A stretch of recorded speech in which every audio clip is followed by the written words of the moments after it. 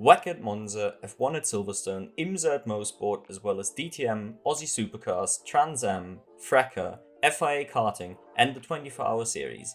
Way too many races for a single person to watch. And this can only mean that it's once again time to tell you about the top 3 races of the week. Off we go!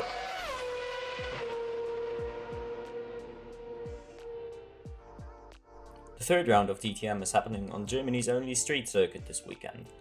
The Nürburgring has seen a lot of drama in the past, including the daylight robbery of what should have been Liam Lawson's DTM title in 2021. For this year's race though, I'm just looking forward to see who will be the almost inevitable 5th different winner of the season.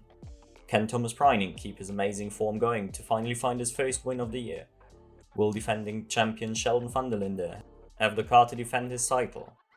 Is Mirko Bortolotti going to step up to give us all a classic rapid Bortolotti performance? Or is it going to be one of the other many incredibly talented drivers on the grid? The very fact that this is even a possible discussion should give you reasons enough to watch the race, unless you prefer to know the winner in advance. The series also remains interesting on the manufacturer side, with Lamborghini ahead of longtime competitors Mercedes, Audi and BMW. BMW in particular has been rather underwhelming, as their car was nowhere to be found in the opening round. And while Sheldon van der Linde was able to stop onto the podium in Zandvoort, we are yet to see a BMW properly fight for the win. A story which might very well change this weekend.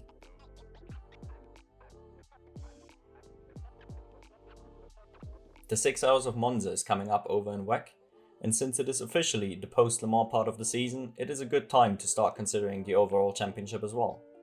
The number 8 Toyota has a solid 50 points lead since they have not yet finished below second. The Le Mans winning 51 Ferrari is currently sitting in P2 overall, but the difference to its sister car, the O2 Cadillac, and the 7 Toyota is only 16 points, so anything is still very much possible.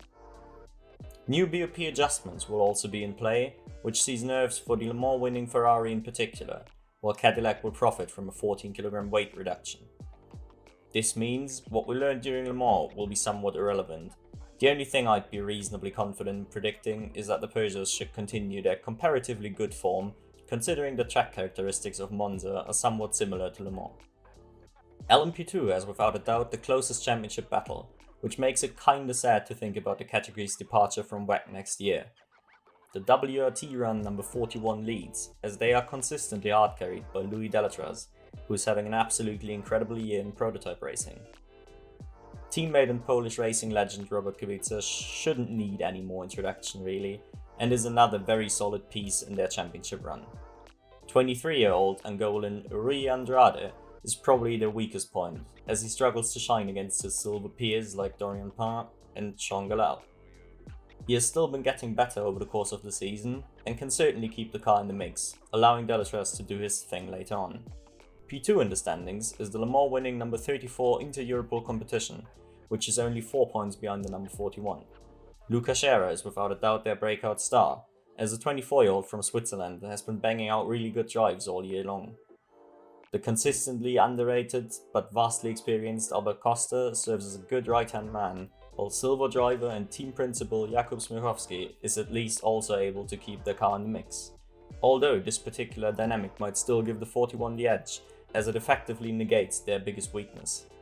Either way, a duel which should continue to deliver, although there is no guarantee either car is going to fight for the top spot given how competitive the class is.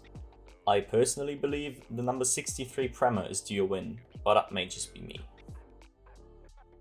Although not entirely mathematically correct just yet, I think it is fair to say that the GTE Championship is realistically already won by the number 33 factory Corvette, given the fact that they are already 74 points ahead with 3 rounds to go and a maximum of 91 available points. Therefore, it is not unrealistic for them to secure the title this weekend. The lineup of Nicky Katzberg, Nicolas Varoni and Ben Keating is incredibly strong. In particular, bronze Ben Keating doesn't have many competitors currently in the class. P2 in the championship is wide open though, with the Iron Dames Porsche 85, the TF Sport 25 Aston Martin, and multiple AF Corsa entries right in the mix, so the on-track action will certainly keep going no matter what.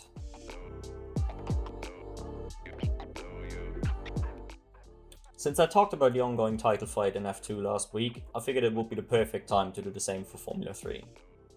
With 5 out of the 9 rounds remaining, Gabriel Bortoleto is currently cruising to the title in this season.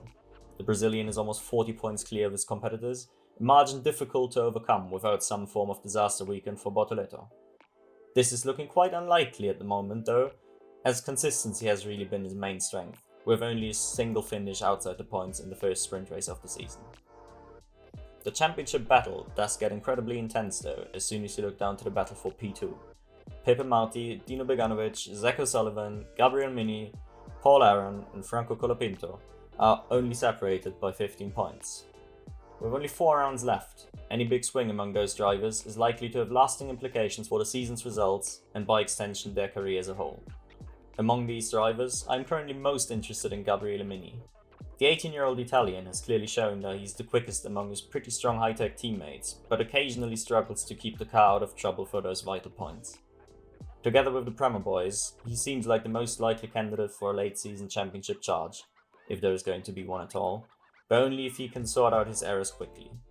Last weekend he lost crucial points by wrecking on lap 1 of the feature race, quite the contrast to a strong P2 in the sprint, and thus the perfect example for his season as a whole.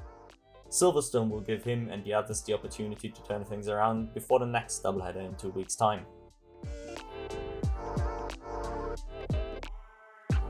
While I couldn't quite put it in the top 3 upcoming races list, for those of you enthusiastic about up-and-coming talent, hard grassroots racing, or both, the second round of the FIA European Karting Championship in KZ2 category should be an absolute treat to watch. Tune in on Sunday to watch tomorrow's single-seater stars go up against each other in rapid shifter cars with the likes of Mercedes Junior Alex Powell, Alpine Junior Keen Nakamura Berta, Freddie Slater and Thomas Scholze-Mannes go up against each other and a grid of vastly experienced kart racers. What races are you looking forward to the most? Let me know down in the comments. And if you don't want to miss my recap after the racing has concluded, feel free to subscribe. Anyway, take care and remember, racing is more than just F1.